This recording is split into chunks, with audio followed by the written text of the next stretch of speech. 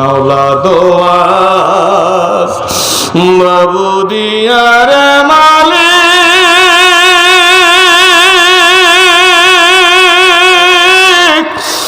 রাখি সহুলাইয়া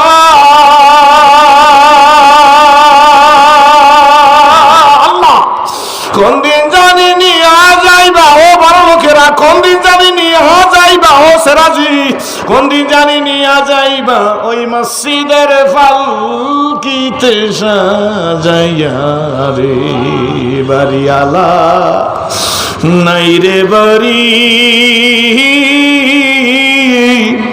নাই রে দুনিয়াতে হবে না মারি না মসজিদের মাইকেতে। ওদের যুদ্ধের 6 মাস পর 6 মাস পর হযরত জাবির ইবনে আব্দুল্লাহর ছেলে জাবের রহমতের নবীজির কিনারে গিয়ে বসছে। সাহাবীরা বসান রহমতের রাসূলের কিনারে গিয়ে বসছেন।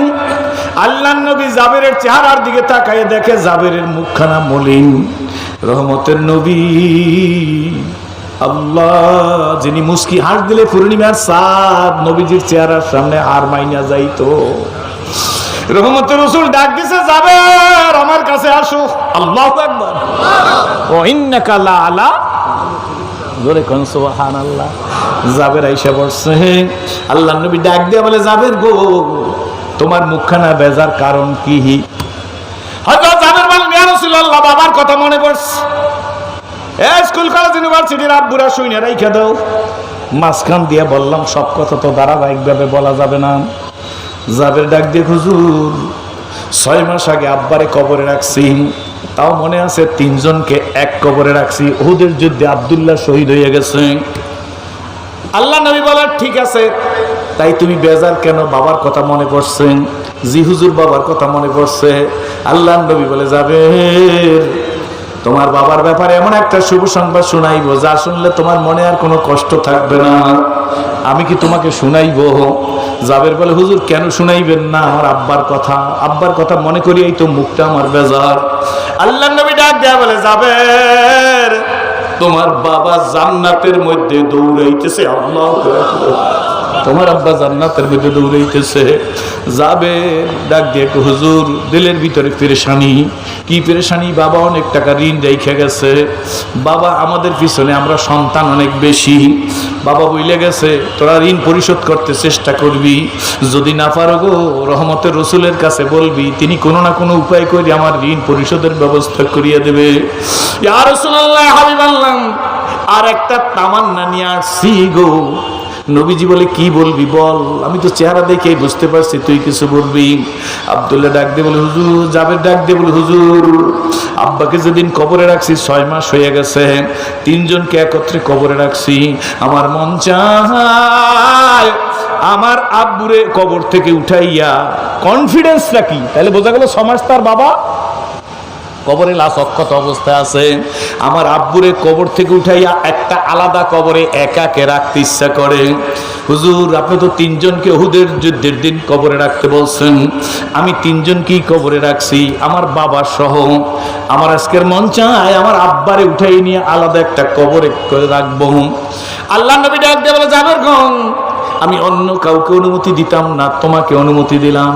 তবে তোমার বাবার কবর কি তোমার চিনা আছে, চিহ্নিত করা আছে? কয় জি হুজুর। যাও তোমার বাবাকে আলাদা একাকে একটা কবরে রাখো। হযরত জাবের রাদিয়াল্লাহু তাআলা বলে দুনিয়ার মানুষ আমি আল্লাহর কসম করে বলতেছি, কবরের কাছে গিয়া মরুভূমি বালির মধ্যে কোদাল চিনেন নি আপনারা? কোদালের মতো আমার হাতটা বালির মধ্যে ঢুকাই দিছি। বালির মধ্যে এই পর্যন্ত ঢুকাই দিয়ে আমি প্রথম টান দিয়ে যে লাশটা আনছি, সেই লাশটাই দেখি আমার আব্বার লাশ। বাবার লাশটা বুকের উপর রাইখা বাকি 2 জনের লাশের উপর বালি টাইনা টাইনা দিয়ে আমি সুন্দর করে রাখতেছি। বাবাকে নিয়ে অন্য কবরে রাখবো। এমন সময় বালি দিয়া কবর ওই 2 জনের কবর সংরক্ষণ করতেছি।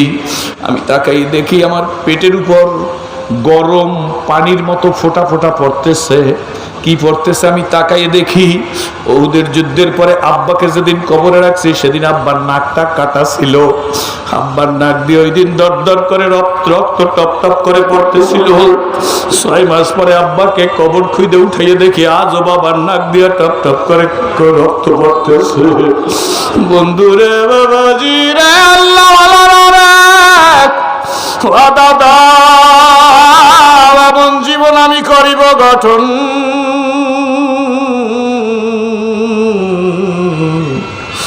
মরিলে হাসিব আমি কাঁদিবে ভুবন।